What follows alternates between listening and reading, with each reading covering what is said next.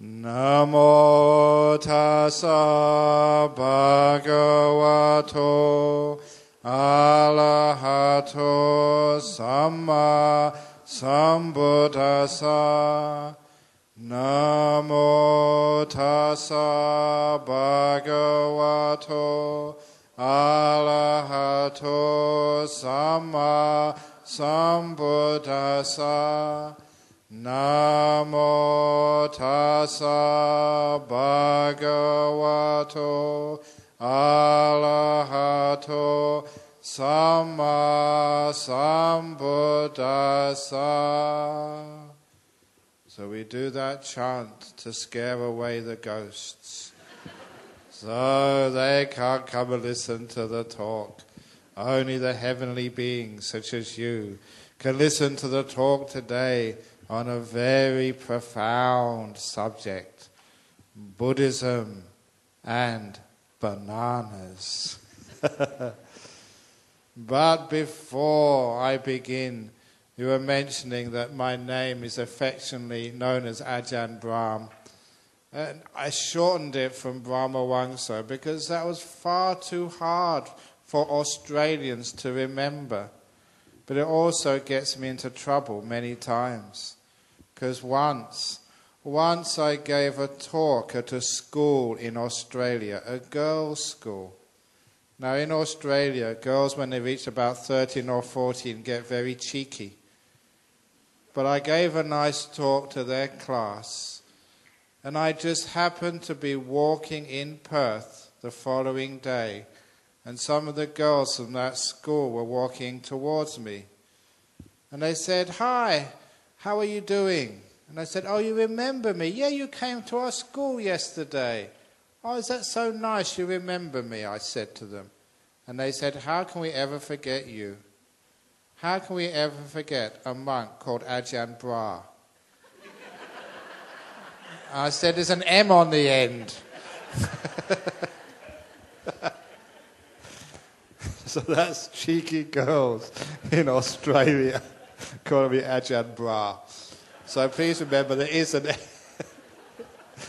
M on the end. So I really tried to pronounce that. But whenever you give a talk, sometimes I've been to Buddhist talks and they give some very deep teachings, but everybody falls asleep. And so it's a waste of time for everyone. And so because of that, I make sure when I give talks to keep people alive, awake, and so they can actually hear the teachings. And one Tibetan monk told me some years ago that it's great to make people laugh when you're giving a Dhamma talk. Because only when their mouths are open can you put in the pill of Dhamma. So that means that you can actually teach people, because that's what you remember. So today I'm going to give a talk on Buddhism and bananas. Now, number one, that's excellent marketing. Because people, what the hell is he going to talk about? Never heard a talk like that before. Yes, you can talk about Four Noble Truths, heard that, Eightfold Path, done that, compassion, done that, dependent origination, yeah, we've been there, don't understand it, but I've listened to it before. But bananas, see, I can understand that. But, like many things, you don't realize how profound a banana can be. And by the end of this talk, I think you'll look at bananas in a totally different way. So number one, I'm going to ask you, do you eat bananas? Do you like bananas? Yes. Very good. Now when you peel a banana, how do you peel a banana? Which end do you start from? Now most people are just through conditioning, through habit, through seeing what other people do, you peel the banana from the stalk. Now that is a very stupid thing to do. It just shows that human beings, they do what they want to do rather than listening to the experts. Now, who are the experts with bananas? Monkeys, yes.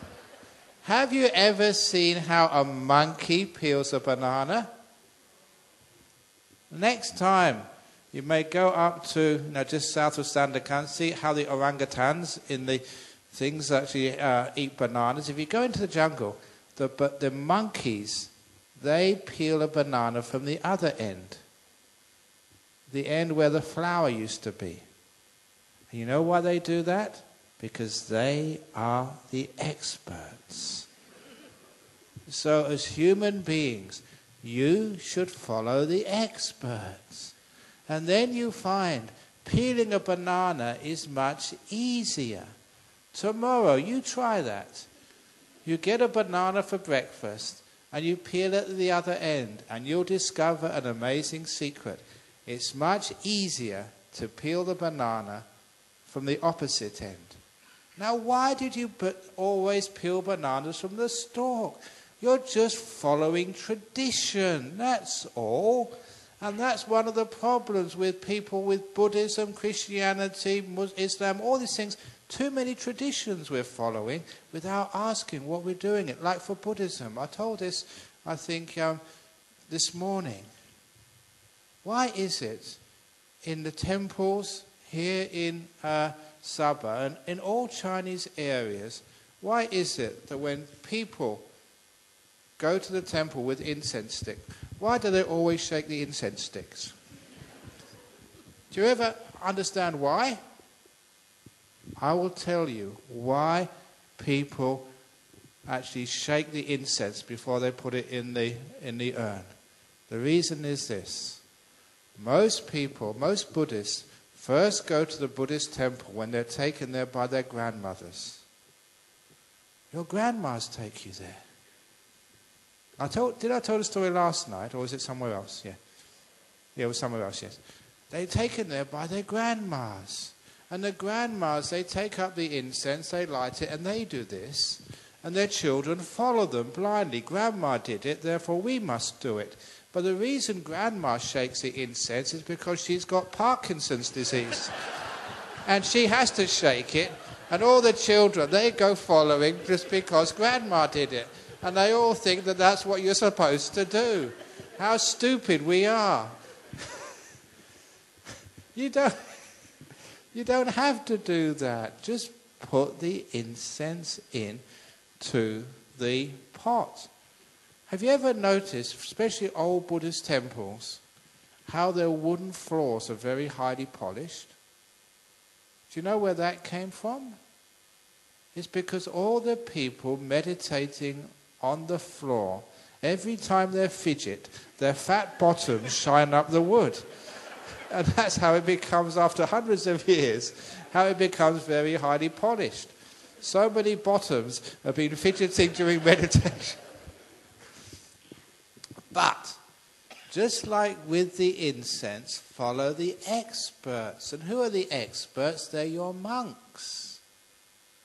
And if you follow the experts, then you won't have so many problems and sufferings in life. You do it your own way, and you find you have lots of difficulties.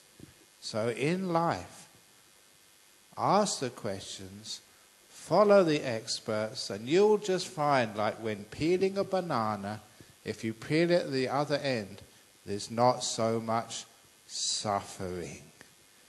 So this is why Buddhist monks and nuns teach. We are the experts on the mind and on meditation and how to be happy. I told you last night on the questions, the happiest person in the world. And this was objective, because you can put a person in a magnetic resonance scan and you can find out what parts of the brain light up. And there's a certain part of the human brain lights up when you're happy. And this Professor Davison, Wisconsin University in US, was investigating to try and find out who the happiest people in the world are. And when he got to the Buddhist monks, their happiness went off the scale. That part of the brain which lights up was just incandescent. So look, we are the experts on happiness. If we say peel a banana from the flower end, try it. It works. So, you should start practicing the Dhamma. You know that a lot of times people actually, I'm sure this happens in Sabah as well. If you have any difficulties with your health or with your mental health, you have to go and see doctors and also psychologists. You know how much those psychologists charge? They charge a lot of money. You come to temple, we do it for the cheap, for free. That's why many people actually come and listen to my talks. I'm cheap.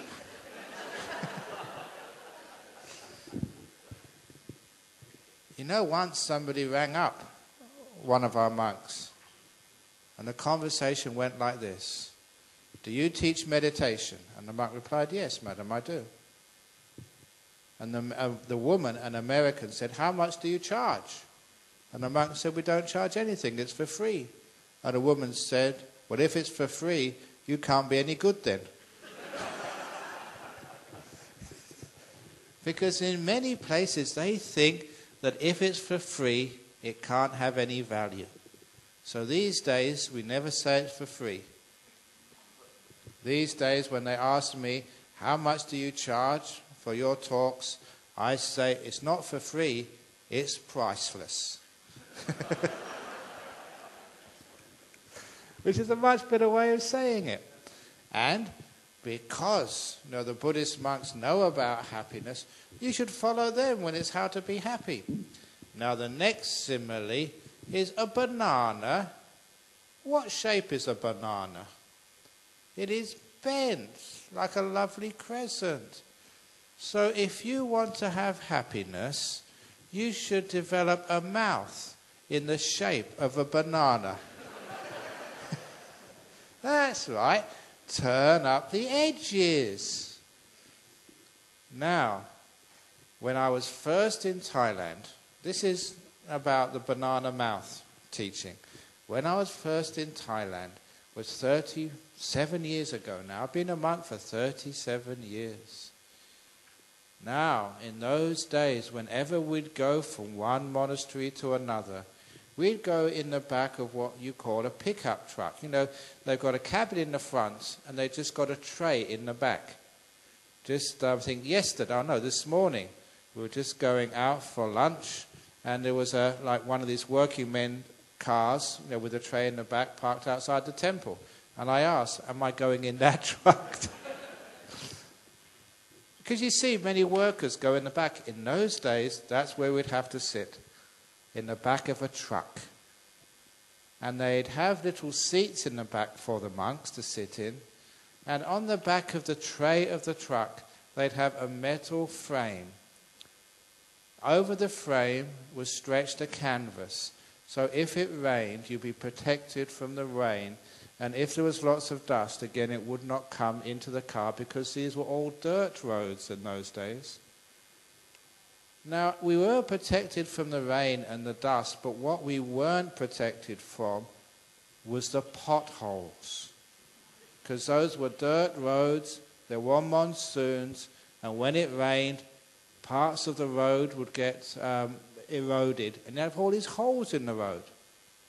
The trouble was, when the truck passed over a pothole, the truck went down, and I went up. And you hit your head on these metal frames. And my goodness, that hurt.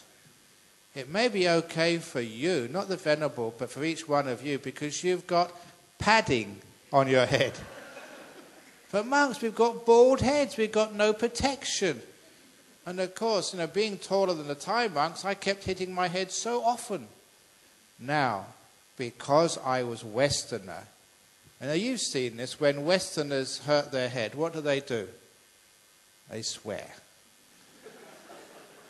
So I swore in English so the Thai monks couldn't understand what I was saying. But Even though they didn't understand the English, they knew I was upset. And I kept on banging my head and banging my head. But I noticed a strange thing. When those Thai monks banged their head, they never swore. They laughed. And I couldn't figure that out. Why is it that Thai monks laugh when they hit their head, while Western monks swear? And so I was a scientist before, physicist at Cambridge. So I decided to think, what could be the reason? My first hypothesis was that those Thai monks, they must have hit their head so many times they're brain damaged. How else can you laugh when you hit your head and it hurts? But then I realized I knew those monks, they weren't brain damaged. So I decided to do an experiment. I decided, next time I hit my head, I'm going to try laughing instead of swearing. And I did that. The next time I hit my head, I laughed like the Thai monks instead of swearing. And you know what I found out? It hurts much less. It does. If you don't believe me, ask the person sitting next to you to hit you on the head. Somebody did that. If you swear, it hurts. If you laugh, it hurts much less. Now, that you may think is a simple teaching, but actually that can be very profound. Because many things in life are things you don't like, maybe even unpleasant, even painful. If you laugh, life hurts much less. If you have to go to the doctor, if you are doing a presentation at work, if you are doing examinations at school, if you laugh and smile, you get higher grades. Money back guarantee. It is true, because what happens when you smile, when you laugh, you relax. Not only relaxing, but any doctor would say when you laugh, endorphins get secreted into your bloodstream. Nature's painkillers, it increases your immune system. If you get happy laugh in difficult situations, you find it hurts less, you heal much quicker. So, even emotionally, if somebody criticizes you, if your husband scolds you, laugh.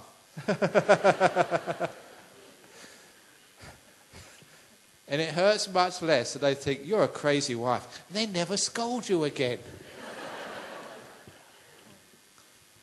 Number 2, it's very, very good for your health, because somebody sent me a science paper. I always like collecting science papers, because I'm ex-scientist. Because all these recent research, it actually confirms what someone like the Buddha taught 25 centuries ago. And this particular science paper was showing that when you laugh, your arteries and veins expand. When you get miserable or angry, your arteries and veins contract. And that answered an important question. Why is it that fat monks like me are always happy? Why is it that fat people are always jolly? And this is the reason why. Because if you're overweight and you're miserable, angry and depressed, your arteries contract, and all that extra cholesterol, gut and other stuff going through your veins, it clogs it up. But if you're happy and laugh a lot, your veins expand, which means you can cope with extra cholesterol and fat in your arteries. It can all get through because you've got fat arteries. So any one of you who are overweight right now, you better start laughing quick. Otherwise, you could die soon. So, obviously, that you come here and you get laughing practice, but I'm not going to be here all the time. So I'm going to teach you how to develop the banana mouth. Because my first meditation teacher told me this. And this helped enormously. It was a very, very simple teaching. He asked me, I was still a young student at Cambridge. He asked me, what do you do when you first get up in the morning? And I said, I go to the toilet. He said, very good. And he said, is there a mirror in the bathroom? I said, of course there is. He said, now, I want you to do this every morning from now on. I want you, before you even go to the toilet, to look at yourself in the mirror and smile at yourself. And I said, sir, I am a student. I stay up late at night. I won't tell you what I've been up to. I'm just a young man. And sometimes I feel so tired in the morning, I'd be afraid to look at myself. If I saw myself first thing in the morning, I'd probably scream. And he said, I don't care. He said, stand in front of the mirror and smile at yourself.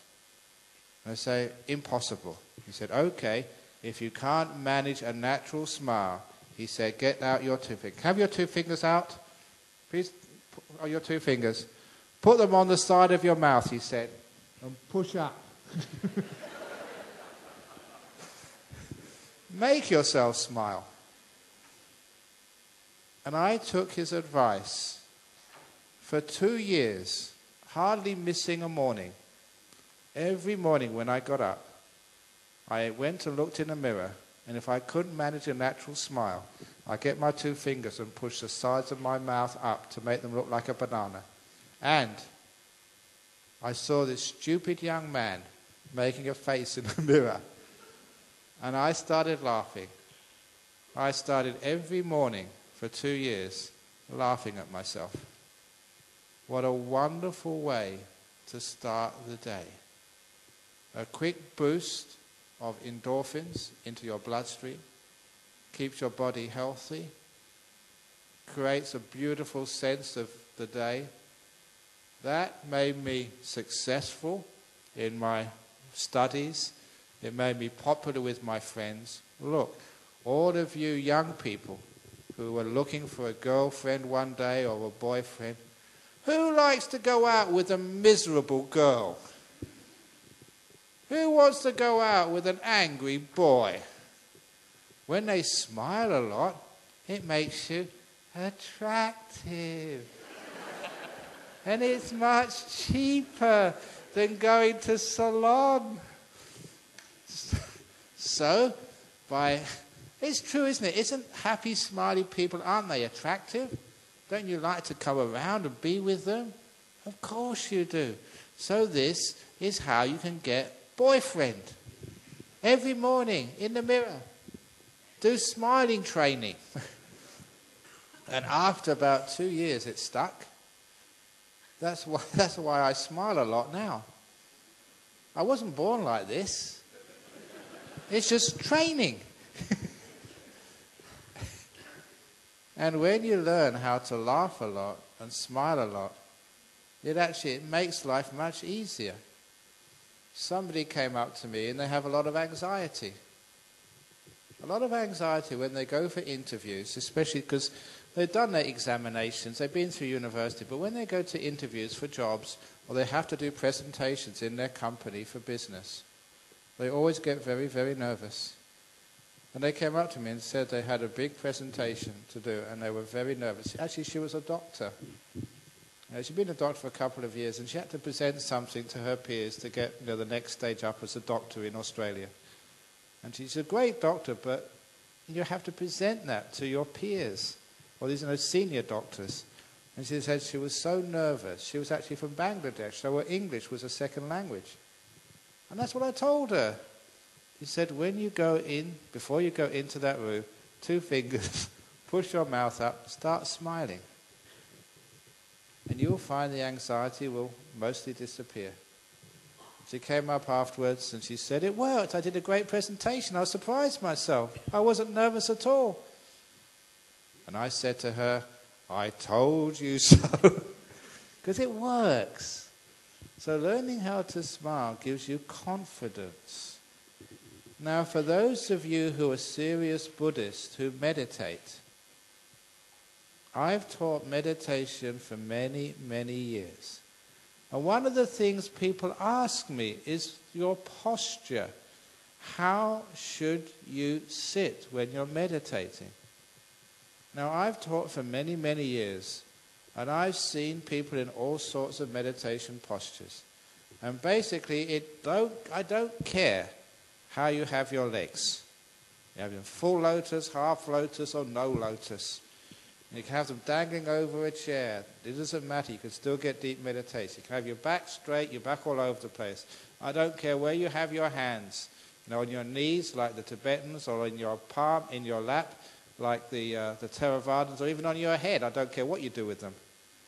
The only important part of your posture, which is important, which will affect your meditation, is your mouth. You put a smile on, and straight away the meditation gets easier. And also, you're adding the important ingredient of piti sukha, which is a very important part of meditation, the happiness. And I've seen this because I've seen many people meditating. Because I'm the teacher, I'm sitting in front of people, and all these people in front are meditating. A lot of time I'm afraid to open my eyes. What I see there. So many people, they look so ugly when they're trying too hard. And all they need to do, a little smile on their face, it changes the attitude to meditation. Meditation becomes fun. My meditation center in Perth. You know what it's called? It's called Club Med Perth. Club Med, Club Meditation. So I know we got the Santawana Forest Hermitage. You've got a little retreat centre there. Maybe you can call it Club Med, Kota Kinabalu. Club Meditation. Now, straight away, that's good marketing. People like to come there because they don't think it's painful. And it makes people smile, realizing the meditation does actually increase your happiness. And that is actually a profound trick which I've used on many people to take them to deeper levels of meditation. I told them in the middle of the meditation, what are you doing with your mouth? Smile, for goodness sake. It makes the meditation easier. You add piti sukha. It engages the mind, and your meditation gets very, very deep. Don't forget the smile. Look, when I was in Cambridge, I got roped in to doing rowing, on these big 8s. And you see all the people, Oxford versus Cambridge. I never got up to that standard because I was never competitive. As a monk, I can't understand why people are competing so much. I like to play soccer mostly. And the last game of soccer I ever played, there was only 9 of the other team turned up. There was 11 of us. And after about half time, those of you who know soccer, we were about 6-7-0 up. It was just a one-sided game. So at half time, I went over to my captain and said, is it all right if I play for the other side in the second half? Just to make a game of it, 10 against 10. Oh, and that captain swore at me. You can't play for the other team. And that was the last game of soccer I ever played. Because I wasn't really concerned about winning. I was concerned about enjoying myself. And in fact, over in Perth, just to be able to create more harmony between peoples, I often thought of starting a Buddhist soccer team. A real Buddhist soccer team. You can play the Catholics, the Muslims, the Hindus. But then I thought there'd be a problem. Because if it was a Buddhist soccer team, like the Aloka team, for example, just for fellowship and exercise, which is a very good thing to do, but you'd have to play on Buddhist principles. If the other team wanted the ball, compassion, come on, let go. Pass it to them. If they can't score themselves, you score it for them, own goal. Isn't it important to let go? That's why we don't have Buddhist soccer teams. They'll always lose. But anyway. So when I was rowing, I remember if you ever done that at university or at school. It's very hard work because, you do these races, you really have to row very hard. And I remember once there was a coach who was on the footpath and he shouted at me. He said, "You're making an ugly face. Smile for goodness sake." And that was actually the first time I followed his advice. I smiled and the oar was easier to pull. It's true. You try it. At work, whatever you have to do, if you make an ugly face, the work is harder. If you smile, it's much easier to do. Just like that story in Thailand, when my teacher, Ajahn Chah, was building his main meditation hall. It was also the Uposatha hall, the Sema hall. And because it was a low land and sometimes got flooded, he built it on like a hill. Not a man-made hill, a monk-made hill. We had to do all the wheelbarrowing, but I missed out on that part of it. But I went to visit just after the thing was finished, and there was a big mound of earth left over. And Ajahn Chah, we'd only eat one meal a day, and that was finished about 9:30. And after the meal, he brought us all together and said, "I want you to move that pile of earth, because it's ugly where it is, over to the back of the hall." And he showed us where he wanted us to move it.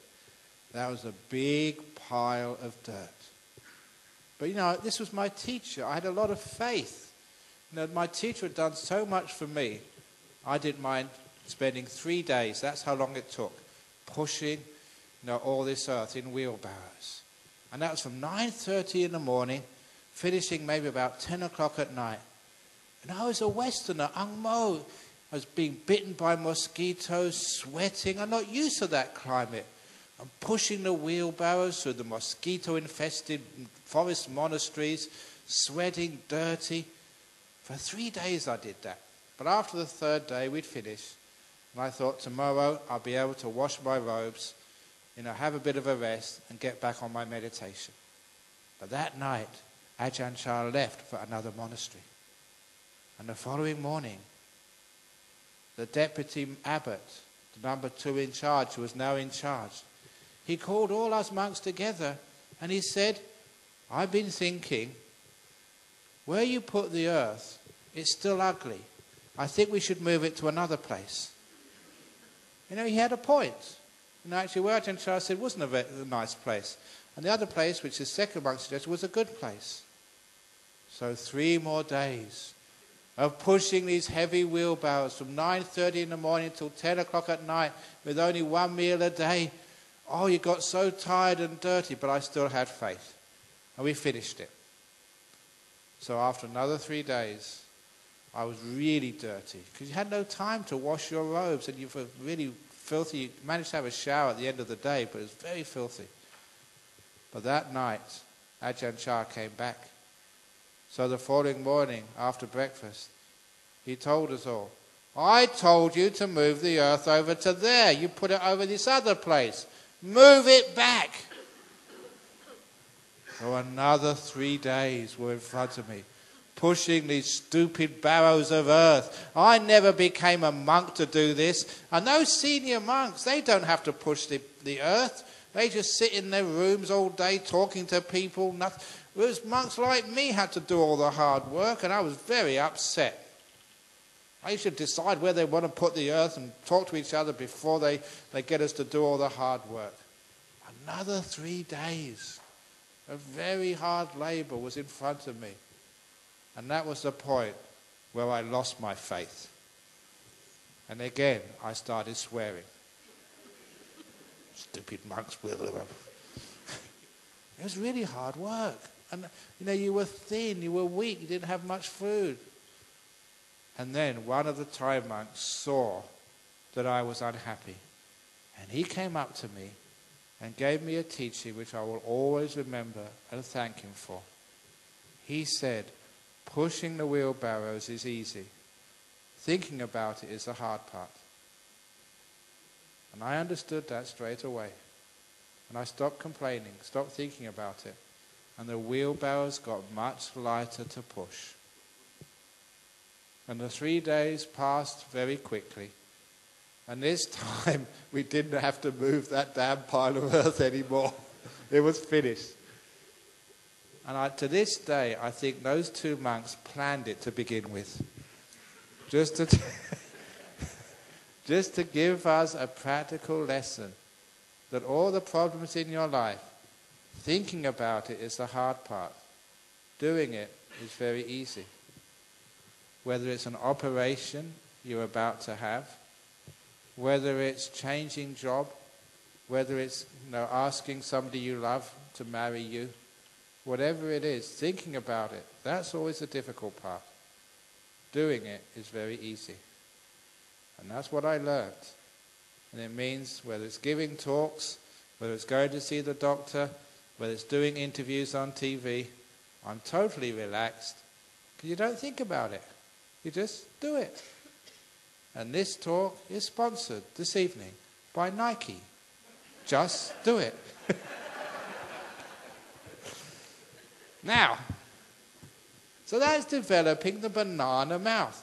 Now, one of the problems is, I can come here and give all these lovely talks, tell you about the 2 fingers and smiling and don't think so much. And what happens when I go away? You forget it all and you go back to normal again. So why don't you actually start doing something about, this Buddhism and actually practice it? It works. Even like meditating. Why can't you start doing some each one of you? It's good for you and it's easy to do. And the trouble is, because you've all got what we call monkey minds. You know what a monkey mind is? This is my next banana simile. Buddhism and bananas. Bananas, again, are very profound, as you will now find out. There was a monkey, and this story was from Sri Lanka. It could very well be here in Kota Kinabalu, because you've got monkeys as well, haven't you? Well, let's make it Kota Kinabalu. So, one day, the monkey came to the temple. He came to Santawana Hermitage because the monkey knew this was Wesak Day, and on Wesak Day, lots and lots of people come to the Hermitage and bring lots of food. And because there's so many people and so much food, there's opportunity for the monkeys to find something which is dropped or even steal some food. So the monkey came, tried to steal some food, from one of the people who brought it to the Hermitage on the Wesak Day. But as he was waiting for someone to drop some food, he happened to hear the monk giving a sermon. And that monk was talking about meditation. And the monk mentioned monkey mind. And the monkey said, wow, they're talking about me. So the monkey went to listen. But when he heard the monk saying, a monkey mind is a bad mind. It's a mind which is bad for meditation. It's a mind which you have to get rid of to make sure that you can be peaceful and still and not have a monkey mind. The monkey got very annoyed. What's wrong with the monkey mind? Said the monkey. I'm a monkey. Monkey minds are good. These monks, they're defaming us. They're saying rotten things about us. They shouldn't do this. I'm very upset. I'm going to complain. There's nothing wrong with monkey mind. These monks, they should be kinder to us monkeys. And so he swang back to his troop of monkeys in the forest to complain.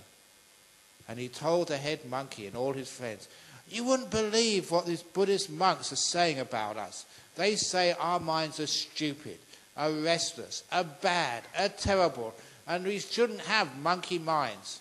That is defamation. That is libel. We shouldn't stand for this. We've got to do something about this. And all the monkeys agreed. Yeah, those monks, they don't respect monkeys. We're very close together. There's only 2 letters that separates us. And there's nothing wrong with a monkey mind. We should stand up for our rights and do something about this. And they're always jumping up and down protesting. And then the head monkey said, see, That's what a monkey mind is. Jumping up and down, all excited.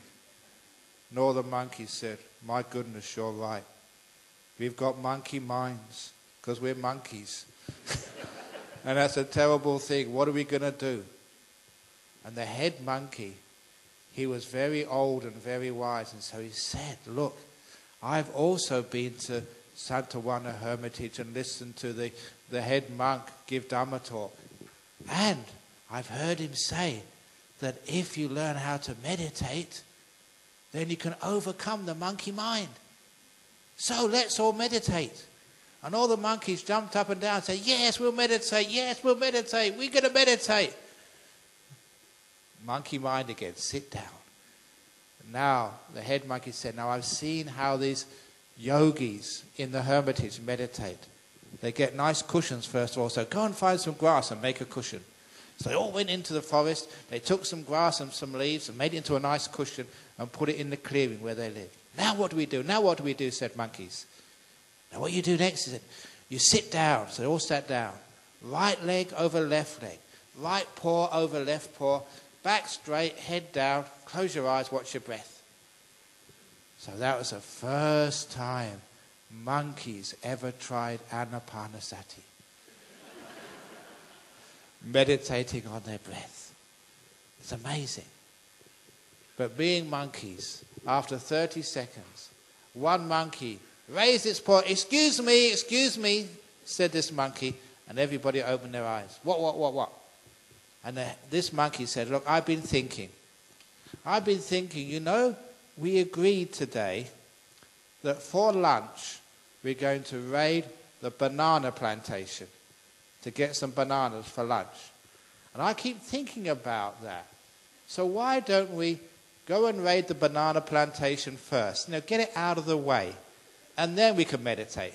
Yeah, good idea, said the monkeys. Yeah, let's go and raid the banana plantation. So they all got up from their meditation and they all swang through the trees to the banana plantation. They stole many, many bananas and they brought them back to the clearing. But it wasn't lunch yet, so they can't eat it. They put all these bananas into a big pile and then they went back on their meditation cushions because they got it out of the way. Right leg over left leg, right paw over left paw, back straight, head down, watching their breath. After 30 seconds, excuse me, said one of the monkeys, I've been thinking. Before we eat those bananas, we have to peel them first. I keep thinking about that. So let's all get that out of the way first of all. We won't eat it, we'll just peel the bananas. So I don't have to think about it. Then I can meditate peacefully. Yeah, good idea, said all the monkeys. So they all got up from their meditation cushions. And they got the bananas and peeled all the bananas, put them in this big heap, so they didn't need to think about that anymore. And they went back to sit meditation. Right leg over left leg, right paw over left paw, back straight, head down, watching their breath, breathing in, breathing out. Excuse me, said another monkey. I've been thinking. Before we eat those bananas, we've already peeled them. We have to put them in our mouth first. Let's get that out of the way. Yes, said all the other monkeys. We won't eat them, we just put them in our mouth. So all the monkeys got up and they all put a banana in their mouth. 3 monkeys put 2 bananas in their mouth. You know what some people are like? Just like monkeys. And then they all went back to their meditation cushions with bananas in their mouths. Closed their eyes, left leg over right leg, so another way around, right leg over left leg, right paw over left paw, back straight, heads down, closed their eyes. And of course, as soon as they closed their eyes, they ate all the bananas. And that is what we mean by a monkey mind. Let's get all this work out of the way and then I'll meditate. Let's get all the housework out of the way and then we'll go to the temple. We can't come this evening to this talk. We've got so many things to do. Let's get them out of the way first and then we'll have some peace. No. Get peace out of the way first. Get meditation out of the way first. Not all these other things you have to do in life. Now that is the real meaning of the monkey mind. It's why many people never meditate. why they never go to the temple, why they never keep precepts or give generous donations. They've got too many other things to get out of the way first. They never get round to it. That is the problem. Even the Aloka Foundation, they're trying to build a new retreat center, always trying to collect money. So I like to tell the story of the suicidal spider.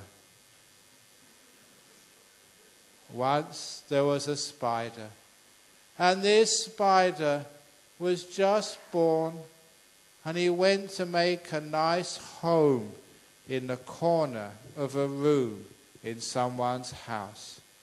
And this spider, he worked so hard making a beautiful web. He was careful, mindful, so the web was delightful when it was finished. And as soon as it was finished, he sat in the middle, admiring his new home and waiting for lunch. But before lunch could come, before he could even rest, the woman of the house saw there was a spider web in the room and got a broom and smashed the web to bits. And the spider had to run for his life. Imagine that. You build your first house, and as soon as it's finished, somebody smashes it to bits. That's what it's like being a spider. But he didn't give up. He went to the house next door, built another web, and think, oh, this time I'm going to be lucky. And as soon as the web was finished, he sat in the middle, and again the husband saw it, smashed it to bits. Again he had to run for his life. Third house, fourth house. Now 4 is always unlucky. And he decided 8th house, because 8 is a lucky number. But even the 8th house, the maid, because it was a rich house, because only rich people can buy houses with number 8s. They had a maid. And the maid smashed the web to bits. 8 houses. 8 webs he'd built. And not one had survived more than 5 minutes. And he hadn't had anything to eat at all. And after 8 houses, he gave up. What's the point of building another web? You put all this effort and energy into things, and these human beings, they smash my house to bits, and I never have anything to eat. No one likes spiders. And the spider started to cry. It's so bad karma to be spider. No one likes you. And he got very depressed. Unfortunately, they don't have psychiatrists to treat depressed spiders. So he decided to commit suicide. He walked down the road and he tried to get under somebody's shoes. But every time he got between the place between the sole and the heel, so he never got squashed. He tried to cross the road and get under the tire of a car or a truck, but he always got in the middle. He couldn't even commit suicide properly. That was really depressing. So the poor suicidal spider, he was really depressed, hungry, rejected, alone. No one loved him. And he was staggering down the road, crying, sad, depressed. He was suicidal spider. And then he came across a fat spider. The fat spider was sunning himself in the afternoon sun with a big smile on his face. And when he saw the suicidal spider crying, the fat jolly spider said, "What's wrong with you?" And suicidal spider told the story of his sad life.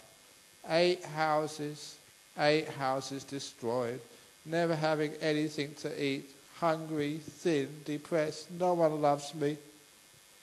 And then suicidal spider noticed that the fat spider was happy and was really fat. And suicidal spider asked, how come you're so fat and happy? And the fat jolly spider said, well, when I was born, I just made one web. And it's been there for months. And I catch lots of food. Actually, I'm so content and I have so much food, you can come and stay with me. There's enough food for both of us. And the suicidal spider, this is really strange. Where have you built a web where no one disturbs it?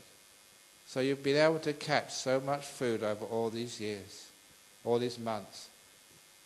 And the fat jolly spider said, oh, I made a web in the donation box of a local foundation. No one ever disturbs me there.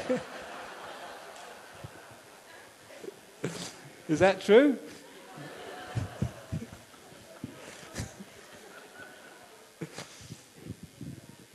So, please, be kind and disturb the spiders in the donation box.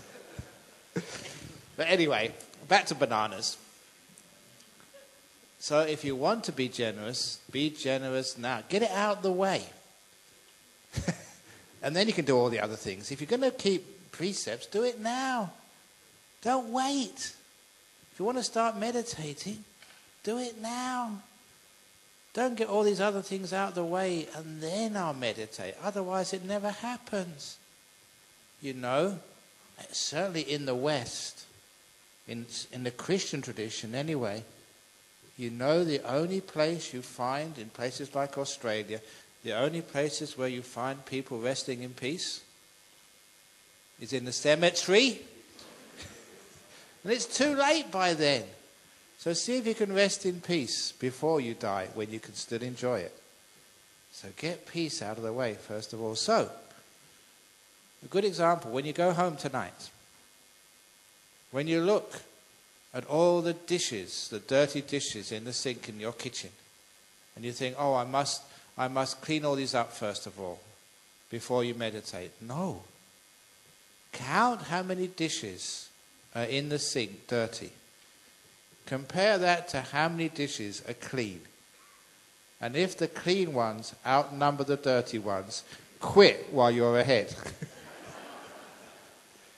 Otherwise, you'll be compulsive doers and you never enjoy anything in life. I've got a saying. Never do today what you can put off until tomorrow because you might die tonight. It's very profound. Very good. Never do today what you can put off until tomorrow because you might die tonight. That's true, you know. So please enjoy your life. Make peace. Do things which are really important. And then you understand that you're not a monkey mind anymore. You're a wise mind. So the next banana simile, which is incredibly profound, was all about attachments. You may have heard in the ancient times how the hunters would catch monkeys. It was a very simple thing to do. All they did in the ancient days was get a coconut shell. They'd hollow out the coconut, drink the milk and the flesh. And so they'd have a coconut with a little hole in the front. And they'd tie that coconut with a firm rope to a tree. And they'd put a banana in the coconut. Now the hole was just big enough for a monkey to put their paw in, but not big enough that the monkey could pull the paw with the banana in. And that's all they needed to do. And they left the banana in the coconut overnight. And sure enough, a monkey would find the banana and put the paw in and try and get the banana out. But the monkey wasn't smart enough to get the banana out because the hole was too big to get the paw out clutching a banana. The hole was too small, sorry. And when the hunter came, the monkey saw the hunter coming and knew it was either going to be killed or captured. And all that monkey needed to do was to let go of the banana, and he could take his paw out and run away. But could the monkey let go of the banana? No, just the monkey tried harder to pull the banana out with the fist and could not do it. And that's how the monkeys got caught. Why? Because the monkey thought, that's my banana, I found it. Which is why it got attached and couldn't let it go.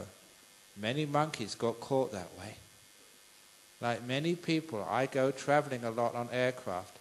Have you ever listened to the emergency message? If you have to evacuate, leave all your personal belongings on board. Can people do that? No, because that's my computer, that's my bag. And that kills you and other people. Why do you do that? There have been many people who have died. They run into their house when it's a light, trying to collect their personal belongings, and it kills them. You can see how attachment can actually kill you. So be very careful. It's not your house. It's not your banana. Every time you think it's mine, that's when you get into trouble. What about your kids? Are they your kids? Of course they're not. They come into your life. They're there for 18, 20 years. You teach them everything. You look after them. Then you should let them go. Bye-bye, son. I've looked after you enough. Get out. Because that's what the birds do. I've seen birds in nature. They look after their children. They sit on those hard eggs. If you think meditation is hard on a cushion, imagine sitting on round eggs for 2 days. Those birds will go through a lot of trouble. And then the birds, once they're hatched, they have to find food for the little birds all day. And then they have to teach them how to fly. But the birds are smart, because as soon as the bird can actually fly, that's it, out of the nest, and mum and dad goes off on holiday. But human beings, no. Kids 20, 30, 40, and they're still staying at home. Why? Because my son, my daughter, that's the problem. Please let them go. If you know how to let things go, you don't get caught like the monkey gets caught. If you can let your possessions go, then you can actually escape from the burning plane. Actually, on the subject of plane disasters, I travel a lot. I've got frequent flyer points. I've got so many frequent flyer points now because I travel around the world a lot. I've almost got enough for my own aircraft. But many of my disciples, they're afraid. They say, Ajahn Brahm, you shouldn't fly so much because there are terrorists who like blowing up planes. That's why you have to go through all this security. But I don't mind. A long time ago I said, look, I'm not at all worried if I die in aircraft explosion. Because I saw there are 3 advantages, 3 benefits of dying in aircraft explosion at 30,000 feet. First advantage, instant cremation. If ever you've organized a funeral for your mother or your father, it's so much work. Arranging this and arranging that. This is done on the spot. It's efficient. That's first advantage. I don't have to worry my relations about arranging the funeral. It's all done on the spot. Number 2, how much do funerals cost in Sabah? Feeding all your friends, and sometimes they're not even your friends, they still come for the feast. And getting all the monks to do the chanting, and the cremation itself, the coffin is really expensive. Everything costs such a lot of money. But if you die in an aircraft explosion, not only do you spend no money, but actually your family get money from insurance, from aircraft company. So that's a second advantage. Actually, your family makes some money out of your death instead of having to spend half the family fortune. But the best advantage is number 3. Because if you die at 30,000 feet, you're so close to heaven, it's easy to go the rest of the way. So why be afraid of dying in an aircraft explosion? 3 advantages. That's positive thinking.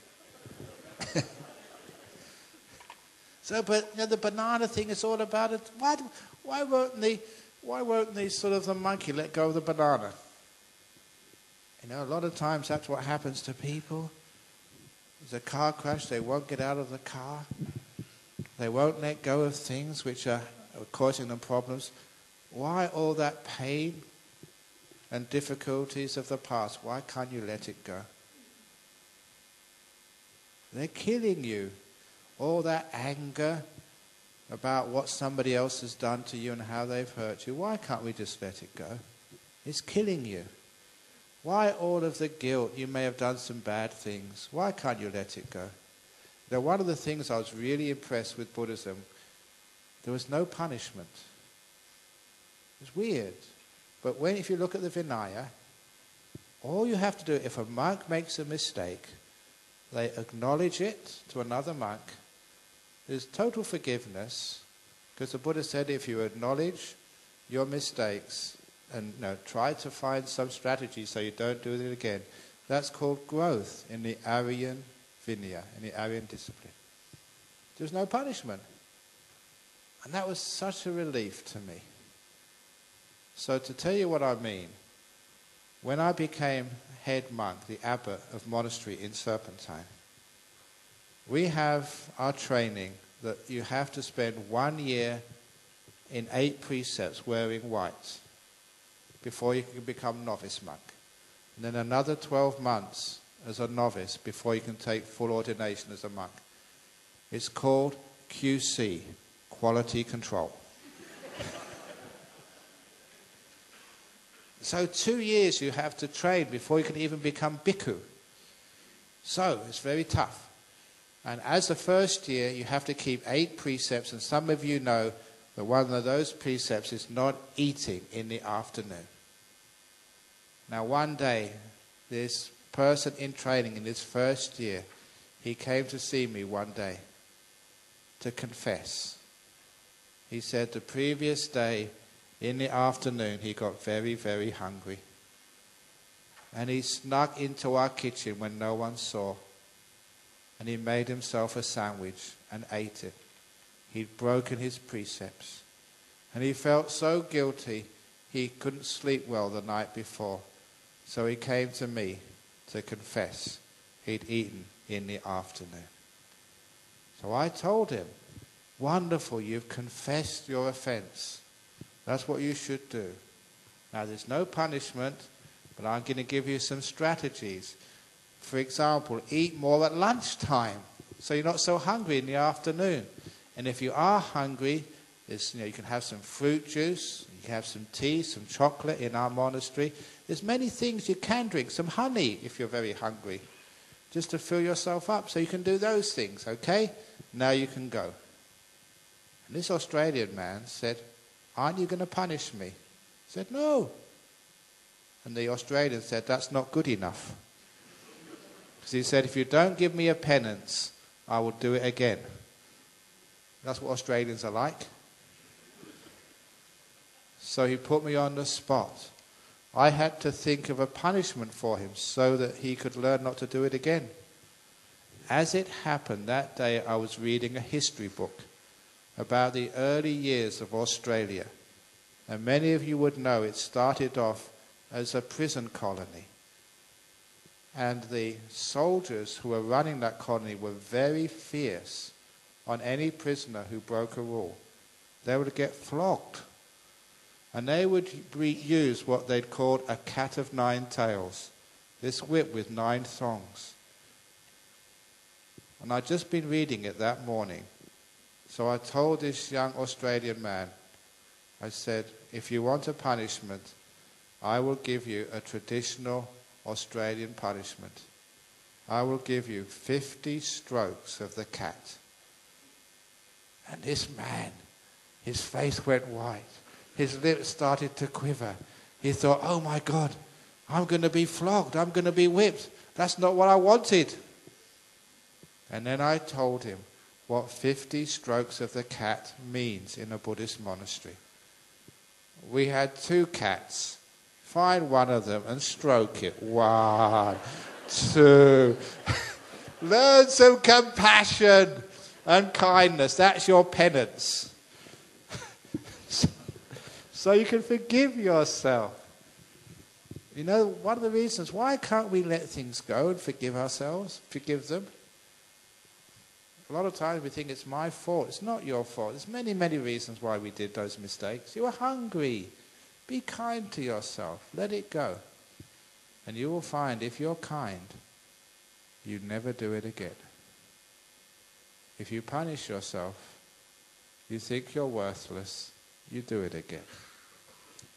That's why forgiveness is so powerful psychologically.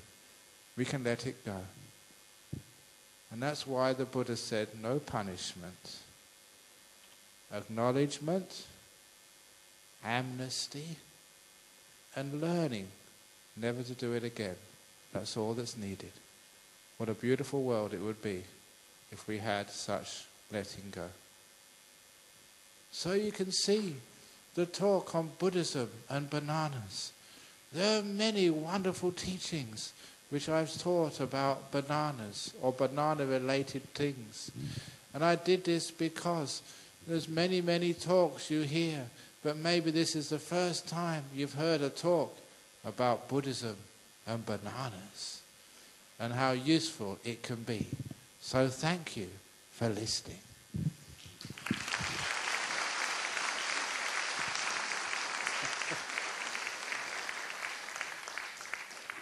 So now, we have any questions on bananas or Buddhism, whichever you wish. Those of you who want to ask questions, there will be wireless mic provided by the working team. Please speak into the mic so that we can capture your question clearly. Any questions? Okay, we have a question on anything, as well as bananas. While waiting, Ajahn, yesterday there was a question. Oh, okay, yesterday question, yeah. How to be a vegetarian? How do we eat vegetarian? How to be a vegetarian? How to be a vegetarian is eat vegetables.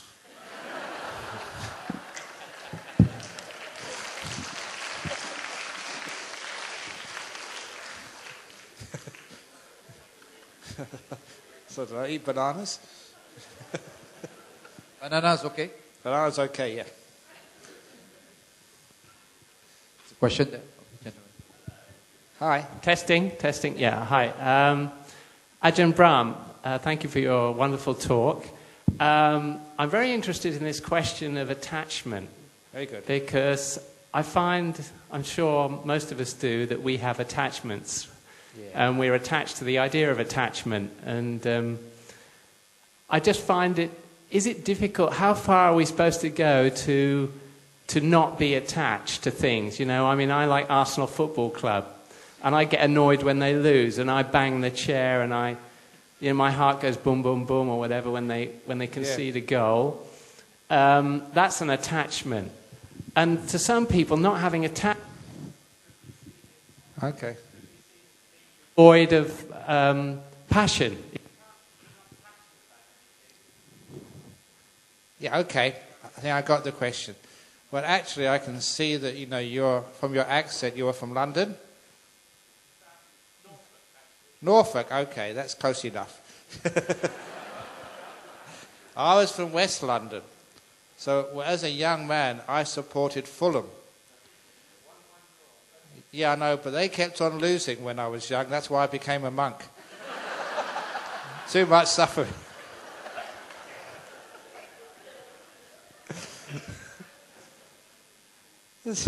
So that's why you have much more fun when you have few attachments. So these days, what I usually do, if you hear a soccer match, you find out who's winning at half time, and I support that team. And that way you're always on the winning end. Isn't that wonderful? You can have much more fun that way. Because, what attachment is, you want one team to win and not another team to win, which means you can't really let go and enjoy your life. Now, you may have read a book, called Who Moved My Cheese, a very famous book. That's why a lot of times we're attached to plans of the future. Now that's one of the attachments which we should really let go of. Any plan you have for the future, make it very, very plastic, so that you can let go and change at a moment's notice. That's what they said about Who Moved My Cheese. Life is always changing. It's always fluid. Economies come, economies go. Stock market is anicca. It goes up and down like everything else. And if you have a very solid plan, you miss too many opportunities. Don't be attached to plans. Always be able to change at a moment's notice. I've seen many, many people, I go traveling a lot, when the plane gets delayed. A few years ago I was flying to Indonesia on Garuda, and the plane was delayed for 24 hours. That was because of the time of bird flu. Garuda is a bird, and it got the bird flu. No, it wasn't that. But I saw other people, they went to the counter, they got banging on, you can't do this to me, I've got an important appointment. They didn't make the plane come quicker, it just gave them sore hand. Have you seen that happen? What a waste of time it is. So, when there's nothing you can do, you have to let it go. And I've also seen, even more importantly, people you love, you're so attached to, that when they're about to die, you don't let them go. Now I've seen this is serious, but it's a very beautiful. Once I was counseling a young man called Steve. He was a young man, only in his early 30s. He had a cancer and he was dying. So I was counseling him for many weeks, and he was very close to death. I went to visit him in his apartment. His wife Jenny was there. And as a monk, you become very intuitive. I realized there was something wrong. And I realized what was happening was that I told Jenny, I said, have you given Steve permission to die yet? And she didn't answer me, she understood. Jenny and Steve, young married couple. Steve was so attached to Jenny and Jenny to Steve, they weren't letting Steve die. He was hanging on there because the worst thing he wanted to do was to hurt the one he loved the most. Jenny knew that, so she climbed onto the bed. It's one of these scenes I will never forget. They embraced, and she looked into his eyes and said, Steve, I give you permission to die. Let go. It's okay. I will be fine. There was a beautiful moment where they both cried. He died the next day. It was the end of his pain and suffering. If she hadn't have said that, he'd have probably lingered on for a week or 2 weeks, trying so hard to keep alive so he wouldn't hurt the one he loved the most in the world, his wife. Now, that would have been attachment, which is very different than love. Love is learning how to let people go. When it's time to go, you go with my blessing. I love you so much, I set you free. It's a higher form of love. The attachment is like putting someone in a prison. You have to be here for me. That's not real love at all. So now you're going into the very higher passions. Compassion. So when you don't have any attachments, it doesn't mean you're like some automaton, some robot. It means you can love and let go without attachment. When my father died, I loved my father very much. I was only 16 when he died. But when he died, I never felt sad. I never cried. It was a strange experience for a 16-year-old to go to my father's cremation and not shed a tear, even though I loved him immensely. And it took me many years to understand what I was feeling. The way you understand emotions is you find another emotion which is similar. And the emotion which was similar, which I recognized was exactly how I felt at my father's funeral, was the simile of the concert. As a young man, growing up in London, it was in the 60s, used to see all these great concerts. I saw the very, very first concert of Led Zeppelin.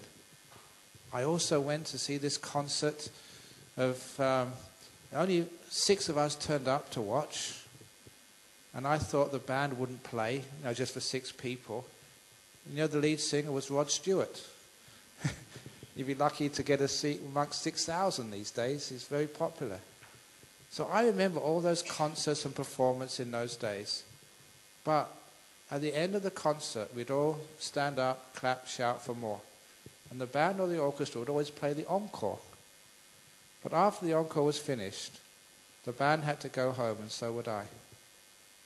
And as I walked out of those clubs, theatres, concert halls of London, I always remember it was dark, wet. It was always raining, the drizzle of London. Always gloomy.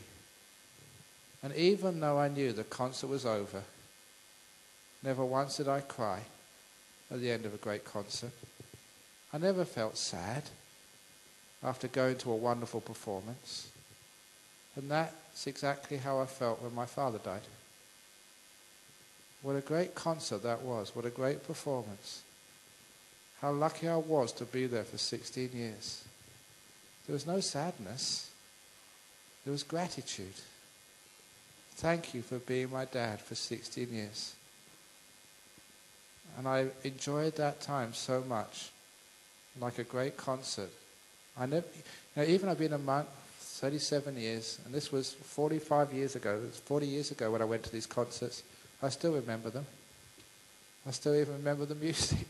Can't forget it. Just like my father's life. What a great concert, Dad. I let him go with happiness. That's a different way. Attachment is keeping them there, giving yourself pain and giving them pain too. So have the compassion of going to a concert, enjoying the time you have with people, enjoying the time you have today, knowing it's going to end. And when you walk out of today, you walk out, what a wonderful time we've had together. That's how you let go.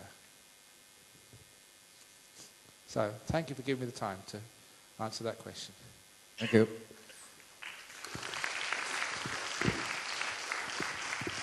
I'm not sure if this is a question. What's written here on the note is, kindly share with us the personal, private meditation timetable of Ajahn Chah, his time and usual location. Thank you.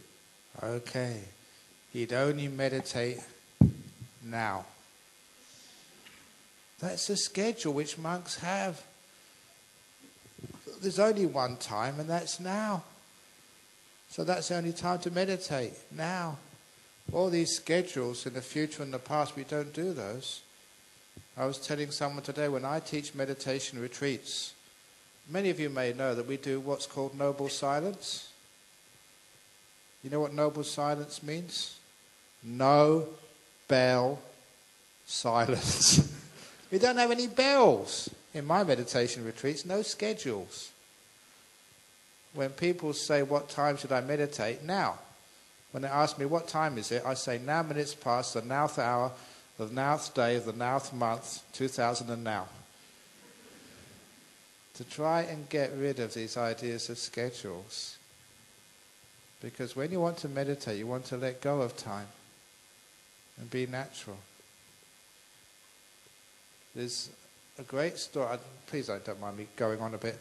One of my favorite stories is a story of the Emperor's 3 questions. As a student, I read this in a book by Leo Tolstoy. And this gives you as much religion as you would ever need. I don't care if you're a Muslim, a Buddhist, a Christian. This is the heart of all those great teachings. Spans religions. Because there was an emperor who got fed up with organized religion. Always arguing with each other. Who's got the best religion? So he decided to find his own religion. So he thought, discussed, and realized, for religion and for life, there's only 3 questions you have to find the answers for. And those 3 questions were, when is the most important time? Who is the most important person, and what is the most important thing to do. The when, the who, the what. And in this story by Tolstoy, the emperor eventually found the answer just in an incident in his life. I won't go through the whole story, just the answers to the emperor's 3 questions. When is the most important time? Answer. That's the only time you ever have. So when is the most important time to tell your wife, your husband sitting next to you, how much you love them? So go and do it. You know, I mean that. Tell them. They appreciate that because the moment disappears. When is the most important time to say sorry? The moment passes. You feel so much better and lighter if you apologize if you've done something wrong. When's the most important time to meditate? Now. When's the most important time to make a donation to a local foundation? Be careful. Oh, when the economy goes up. Now is the most important time to do anything. Now the next question is the most profound. Who is the most important person? Ajahn Brahm. Who's the most important person? Yourself? Put your hand up if you think that's the answer. Yourself. You're all wrong. No, that's not the right answer. The most important person is the one you're with. The person in front of you. For me, but now you're the most important person. Now that's about what mindfulness is. You're aware of the person right in front of you. So if you're talking with somebody, how many of you have talked with someone they're not listening? It means you're not important. Husbands and wives, you take each other for granted too much. So when your wife is talking to you, it's just her again. What she's rabbiting on about this time? No. If she's the one in front of you, she is the most important person in the world right now. You give her that importance, and then she'll realize that you respect her. When he is talking to you, if he's in front of you, he's the most important person in the world right now. Listen. Then you'll have a wonderful relationship together. If your kid is in front of you, don't think you're too busy. If they're in front of you right now, they are the most important person in the world. One of the disciples in Penang, working for a big company, she told me she got this huge promotion. She was in public relations. And she came to thank me because she was using that simile. The one in front of her was the most important person in the world. So it was a client or a boss. She related to them. The clients realized they were important. So she listened. The bosses realized that they were respected. She listened. And that's why she got this great promotion. So wonderful. Those of you in business who want to motivate your staff, tell them the Emperor's 3 questions. The one in front of you is the most important person in the world. When you close your eyes and I meditate, I can't see any of you. The one in front of me is me. Now I am important.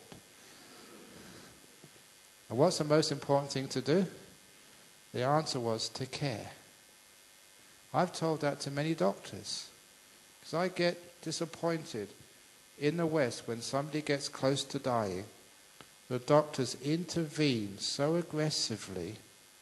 They put all these tubes into a person, try to keep them alive, because they think that curing a person is the most important thing to do. It's not.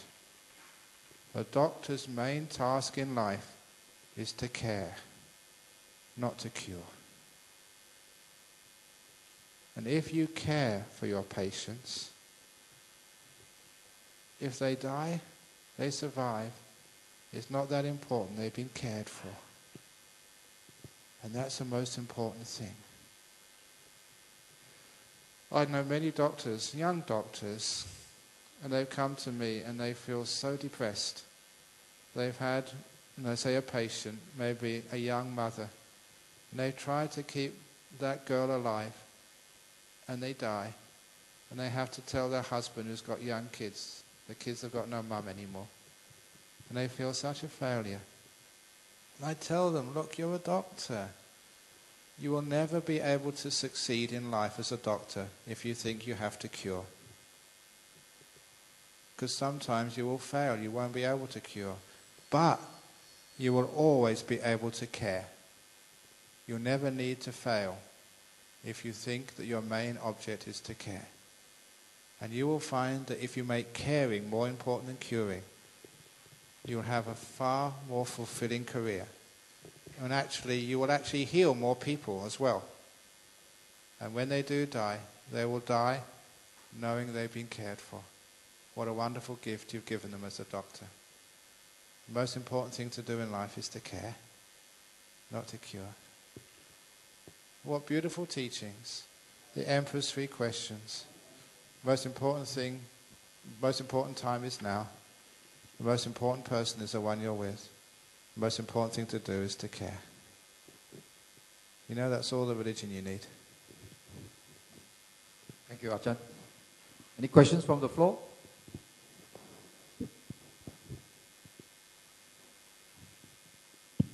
Okay, got some piece of paper coming up. Don't worry about the anonymous questions because you've all registered and we can compare your handwriting to find out who asked those questions.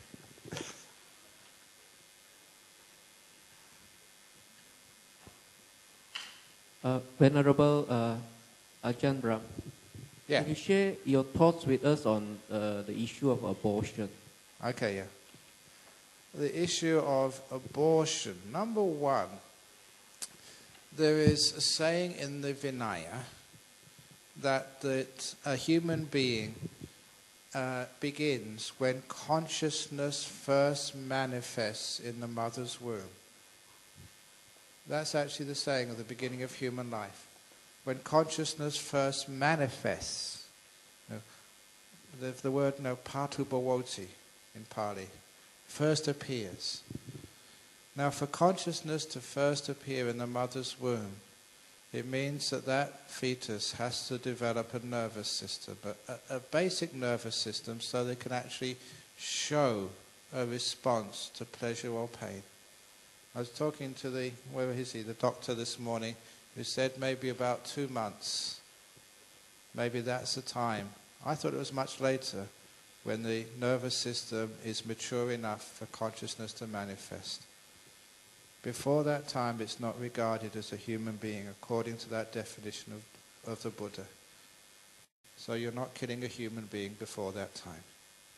So that certainly does mean that things like intrauterine devices, contraceptives, are not a problem according to Buddhism. That is not, you don't have to worry about that at all. That is not killing. That is, the human being hasn't been formed yet, according to the Buddhist definition. Number 2, with abortions, I've met many women, because it's part of my job, who have sought counseling. They've either had abortions or they're seeking to have one. And they come for advice. And I know that it's the most difficult decision a woman will ever make. And as a man, I think I don't know what you're going through. I will never know what you're going through. So my job is to support you, not to tell you what to do, and certainly never to criticize you. Most of those rules have been made by men who have never been pregnant. Basically, they don't know what they're talking about. And a woman who's got a being in their womb growing is one of the most difficult decisions she will ever have to make in her life. She never makes that easily. So you have to go back to basic law of karma. Why are you doing that? The Buddha said if you're going to make a difficult decision, make sure you're not following what he called the 4 agati. Make sure you're never acting out of desire, what your personal wants, nor out of ill will. You know, you hate that babe, or you hate the father, or you hate, not out of ill will, not out of stupidity. In other words, to find out exactly what's going on as best you can. Explore all the options. But most importantly, the fourth thing you should consider and never act out of is fear. And unfortunately, in our modern societies, most women, when they have to make a decision about abortion, are consumed by fear.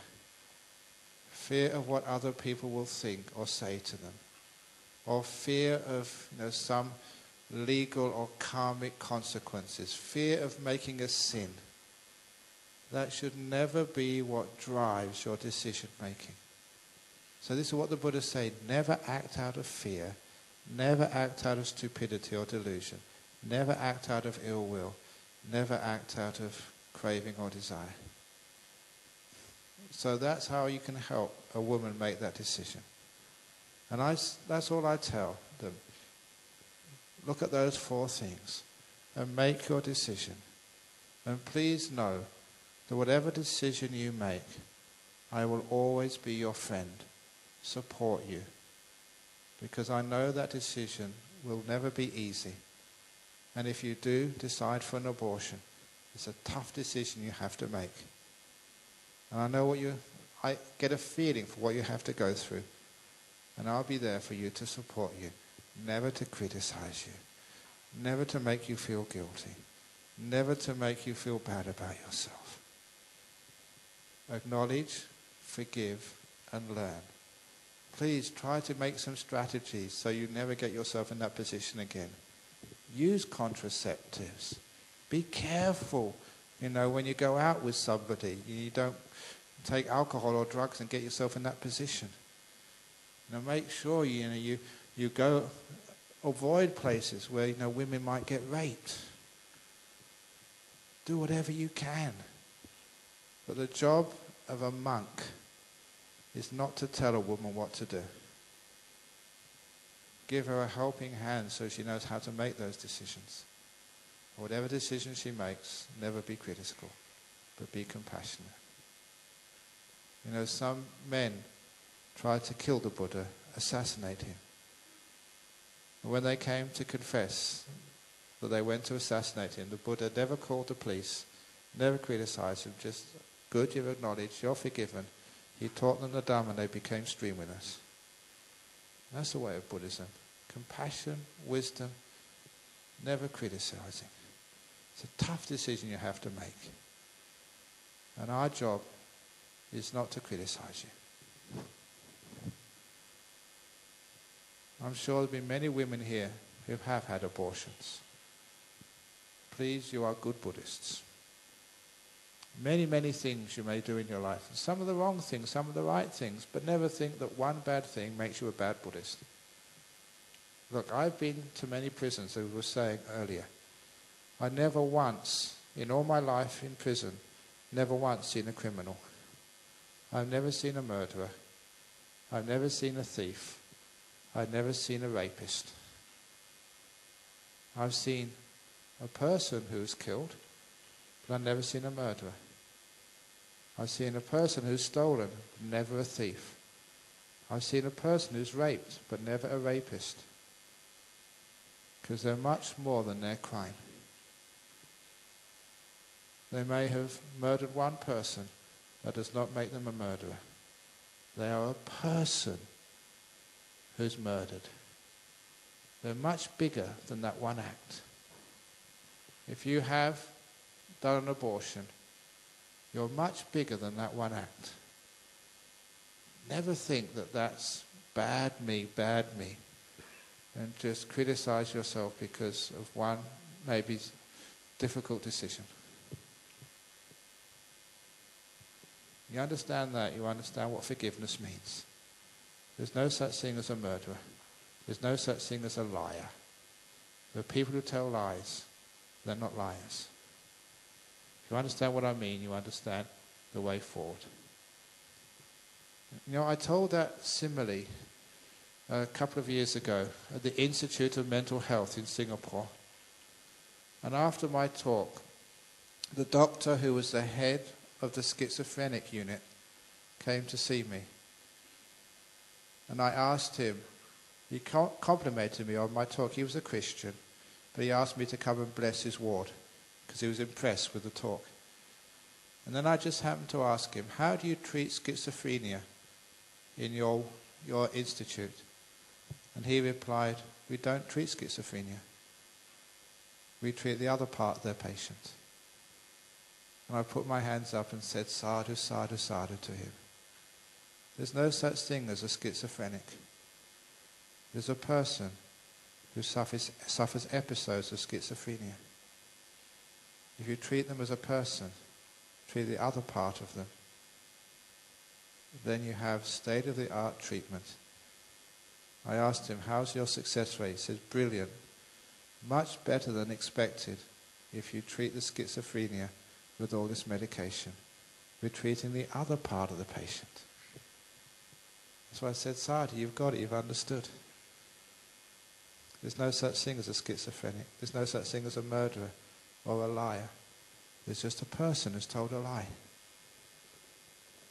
You understand that, you understand the psychology of the mind and how we can forgive, move beyond the faults, focus on the other part, and there's growth. So excuse me again for going on that, but that's an important part of Dhamma. Thank you, Ajahn. Next question I have here is based on the downturn of world scenario, example, global warming, earthquakes, and famine. What is Ajahns' opinion? Global warming, famine, why do we always focus on the negative part of life? It makes us really depressed. Yeah, I mean, sort of Arsenal, they only drew with my old team as Fulham, but they're still much higher in the league. You should be very happy they're doing well. So a lot of times it's very easy to get depressed. Global warming, there's a credit crisis, in Europe because of the spending of the European governments. The world is in depression around, crime is increasing. People are becoming more unfriendly. People are getting the divorce rates getting up. There's AIDS, there's cancers, there's dengue fever. Why are people so negative? Once I arrived at Singapore to give a series of talks. They hired Suntec City Convention Centre for me, expecting up to 5,000 people. And they'd advertised on the back of buses. There's a saying in England, you've got a face like the back of a bus. That was actually true for me, because my face was on the back of buses in Singapore. But that was at height of the SARS crisis. On the flight from Perth to Singapore, I read the paper. Black letters on the front page, 99 cases of SARS. The Singapore government had closed all the schools, had advised to have no public gatherings. And so my organisers, the Buddhist Fellowship in Singapore, were waiting for me at the airport, very concerned, saying, shall we cancel? And imagine how much money they have to put up to hire a big auditorium for 5,000 people for 4 nights and all that advertising. So what I said, what's the population of Singapore? And they said at the time it was 4 million. So I said that means 3,999,901 people haven't got SARS. And they got the message, let's go ahead. Because why is it 99 people have got SARS and people totally overreact? 3,999,901 haven't got SARS. What is that? It's a 40,000 to 1 chance you're not going to get SARS. That's pretty good odds to me. So we went ahead. The first day only 2,000, built up. The last evening was 5,000 people. Total success. And also I told many jokes on purpose to get people to laugh, because SARS was a respiratory disease. So I needed to strengthen people's lungs. So by coming to the talk and laughing a lot, they never got SARS. So I was actually helping. If they went home and got depressed, they get even more problems. So I went ahead.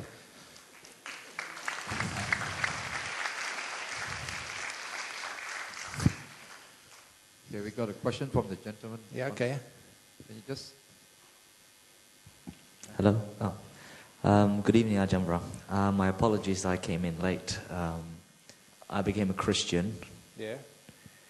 And then I sort of lost my way there a bit. And I find in Buddhism seems to be very enlightening to me. And it makes sense to me. Problem here is my whole family's become Christian, and I don't mean to be criticizing to any Christians here, forgive me, but I'm just stating the obvious that my family doesn't exactly see eye to eye in terms of the Buddhism way. For me and my girlfriend, we see it as purely as living life in the most simplest way, but to my family, they always say that God is a jealous God and everything else is wrong. So what can I do, Ajahn Brahm? What you can do, because as a person growing up in the West, I was exposed to Christianity, so I know the teachings. Didn't the golden rule say to love your neighbor as yourself? So here in Sabah, your neighbors are Muslims, Buddhists, maybe some Hindus as well. So you should say you should follow your teacher and love the Buddhists as you'd love yourselves. No more, no less. There's a beautiful story which is about religious harmony. And it's the story of the old man and the violin. There was an old man who lived up in the mountains in a little village, and he worked so hard for his children to make sure his children got a good education. Eventually went to the city to go to university. He sacrificed so much for his children so that when they graduated and got jobs and got established, they invited their father to come to the city for the first time. Now, he'd never been in a city before. He just lived up in the mountains, in the small villages. So when he came to the city, he saw these huge buildings and things which don't exist in the village. He didn't have a TV up there.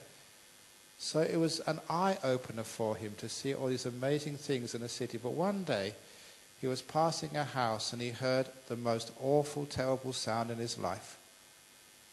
And he wanted to find out what was causing that terrible sound, even though it was very hard to listen to. And he went to the back room of a house, and there he saw a young boy playing a violin. And being an uneducated man from the mountains, he thought it was the violin's fault, that all violins sound like that. So he said, I never want to hear one of those violins ever again. The next day, at a different part of the city, he heard the most beautiful sound. He followed that and found in the front room of a house there was an old woman playing a violin. But she was a maestro, someone who'd practiced her whole life on the violin. And when he saw that, he realized his mistake. It wasn't the violin's fault. It just, the young boy hadn't learned how to play it yet. And he said that's the same with religions.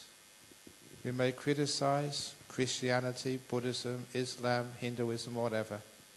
But if you really find someone who knows their religion well, who's a maestro, they play so sweetly.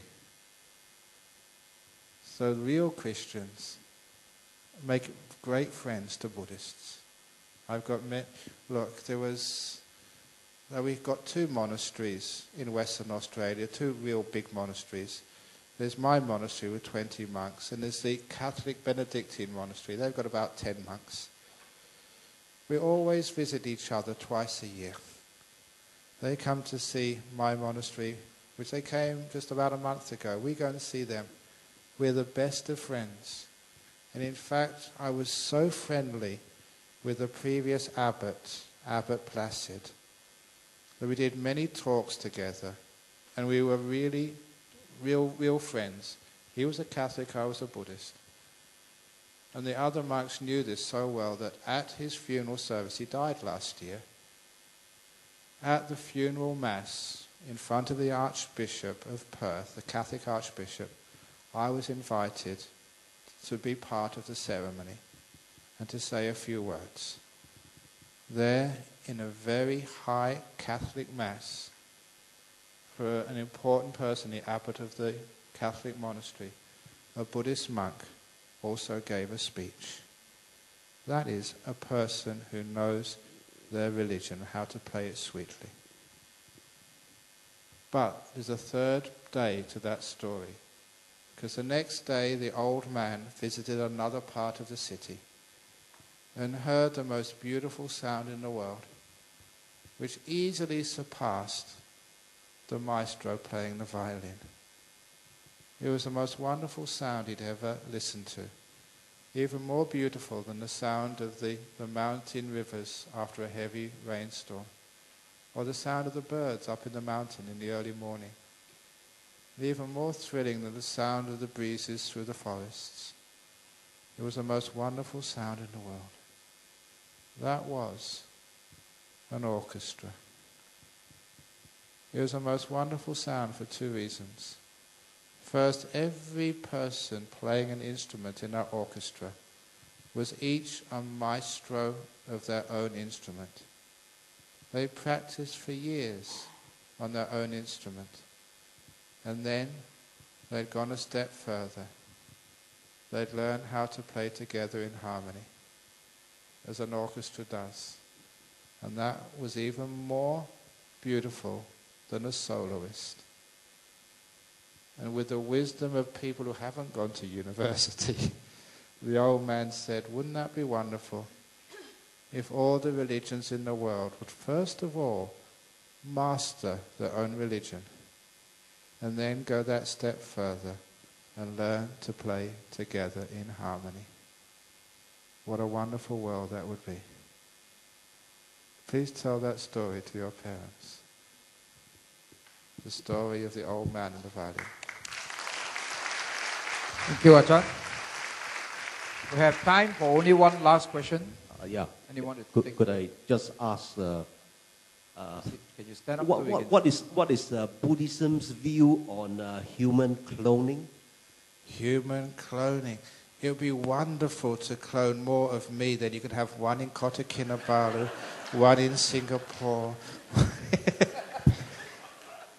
No, all that cloning is just creating another body. The most important part of a person is their mind, their stream of consciousness, what the Christians would call their soul or whatever. You know, we have many different proton cars, all cloned. They all look the same. The most important thing is the driver behind the wheel. So you may make someone who looks exactly like Ajahn Brahm, but would be totally different in their personality. The body is only part of the person. The mind is more important. So cloning, you may clone two people, they're totally different characters. So there's nothing wrong with cloning. But I saw an article once, even if you clone two people, they actually don't even look the same. Because there was an experiment done with cloning a cat. And from this cat, they cloned another cat, and they had a picture of them. You know that scientists, they do have a sense of humor. So the clone, you know what it was called? Copycat. So they had the mother, or the original, and that copycat. They had a photo of them. They had different markings on their fur. The DNA was exactly the same, but the way it's expressed was different. So just if you clone someone, use the same DNA, the way it's expressed makes them even look differently. It's very fascinating. So there's nothing wrong with cloning. Clone as much as you like. But actually, that's another thing about global warming. One of the problems with our world, with global warming, is there's too many people. So all the things you do reducing your carbon footprint, the more people, the more carbon footprints there are. You may have a smaller carbon footprint, but with more feet, you're not going to reduce very much. So, I am doing my bit to reduce the global population.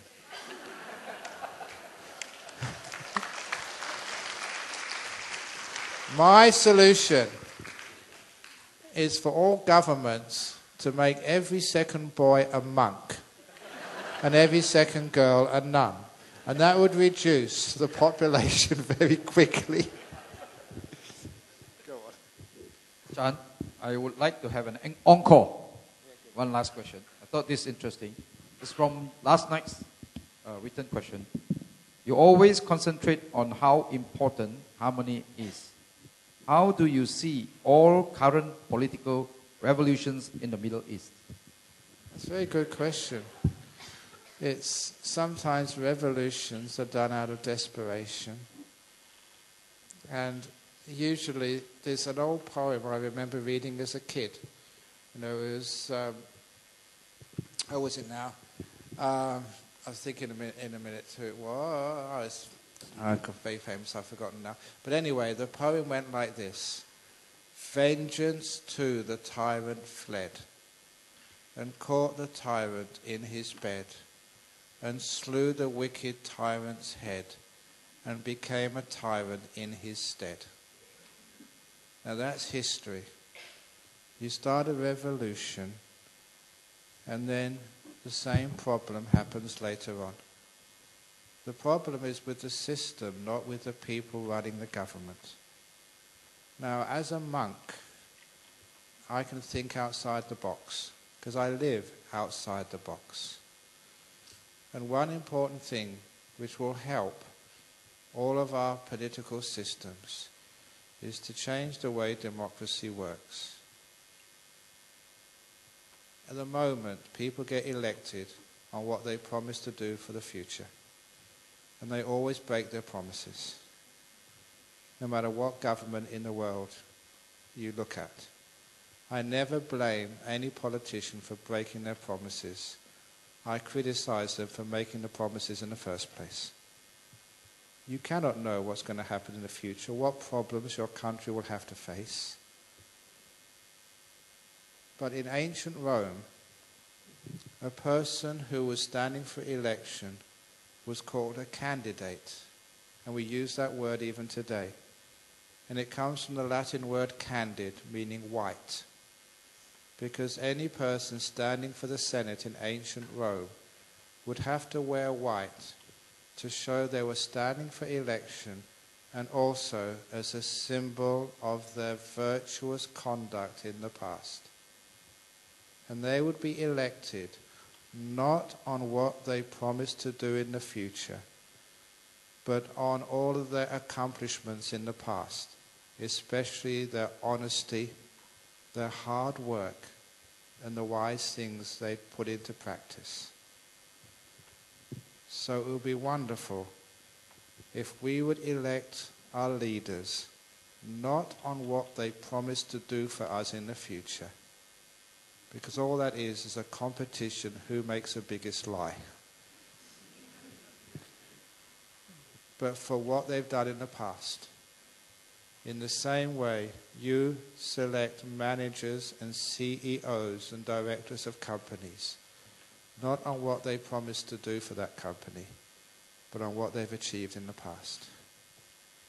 Just that much would actually change a lot of our politics and get people who are the best for the system. Not promising, but people who have done the job in the past, who are competent, who are virtuous, people who we can trust to lead.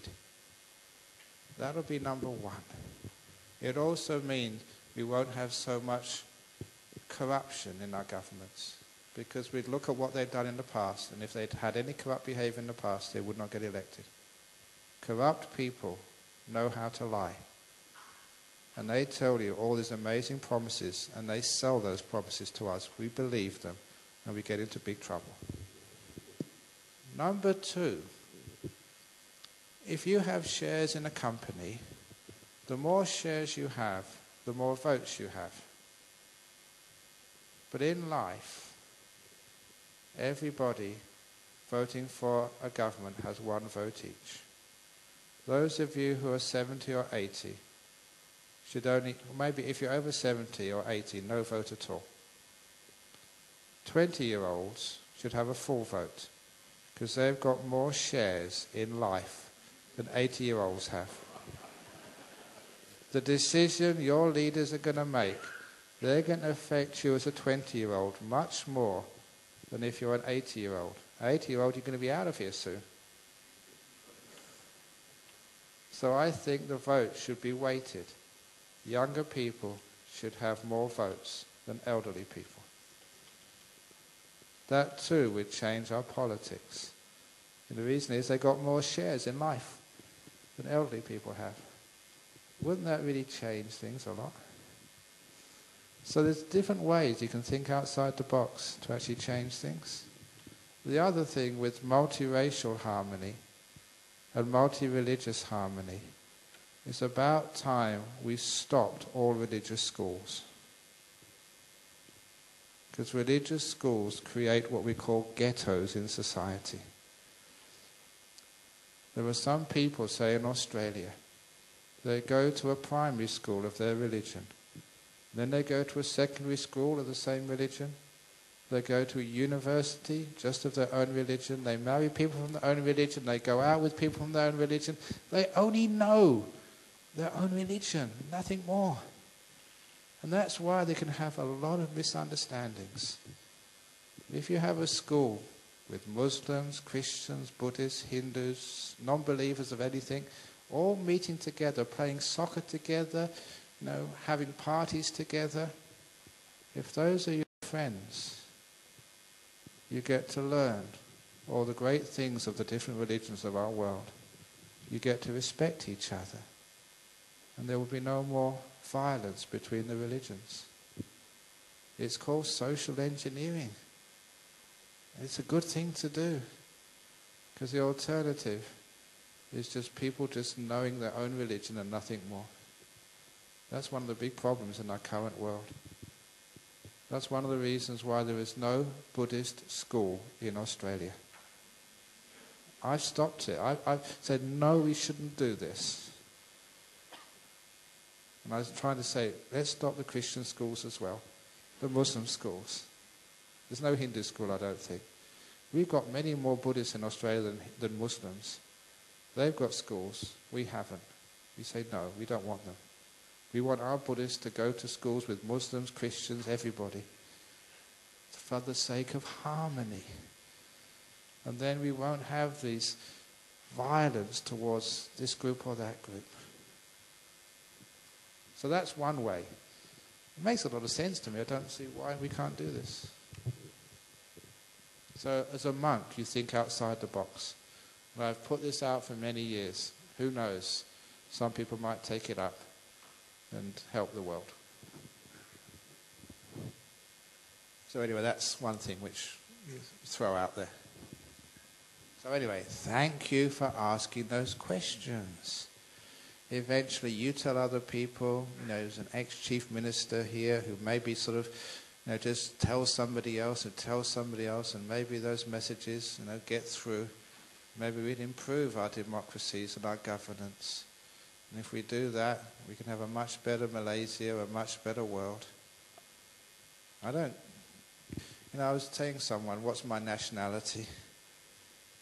And recently I was at a conference, a Buddhist conference, and the Malaysian delegation were taking their group photograph. And as I walked out, they invited me over. Ajahn Brahm, you come to Malaysia a lot. Come in our photograph. So I was part of the group photograph for Malaysia. I was very proud of that. And afterwards, I went in the group photograph of the Singapore delegation, and then the Australian delegation. Because why do we separate people from nations? You're my friends, brothers, sisters. So, have you ever gone on an aircraft and looked down? I've never seen this line between Sabah and, Kalimantan. I see it on the maps. It's on Google Earth, but in real life, there's no lines between Brunei and Sabah. Not from the air, anyway. Do you understand what I mean? Okay, so look, let's be friends. Thank you, Ajahn.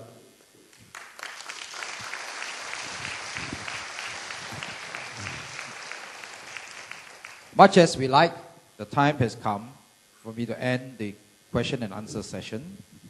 Thank you, Ajahn, for another entertaining and inspiring talk about bananas tonight. Ajahn, please, may you lead us in the sharing of merits now. Thank you. Again, sharing merits with all our deceased relations. Idam me nyatinang hotu sukhita hontu yatayo. Idam me nyatinang hotu sukhita hontu yatayo. Idam me nyatinang hotu sukhita hontu yatayo. Sadhu, sadhu.